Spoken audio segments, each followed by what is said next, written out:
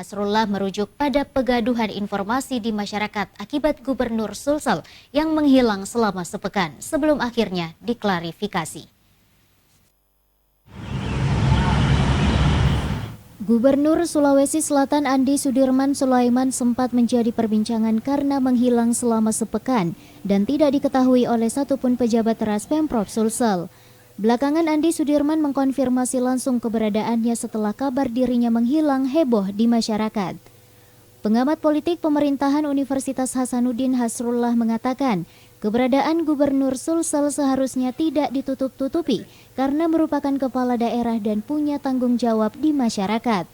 Hasrullah menyebut Gubernur Sulsel yang menghilang tanpa kabar selama sepekan sudah membuat kegaduhan informasi di masyarakat. Ia menyoroti kinerja Humas Pemprov Sulsel yang dinilai tidak punya inisiatif menyampaikan langsung apa yang sebenarnya terjadi.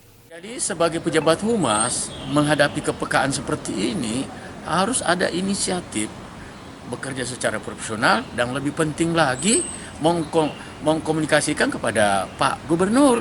Dalam posisi seperti beliau dalam keadaan kurang sehat, mungkin juga ada inisiatif dan mengkondisikan sehingga informasi yang layak diketahui oleh publik harus disampaikan sehingga tidak terjadi seperti ini gitu.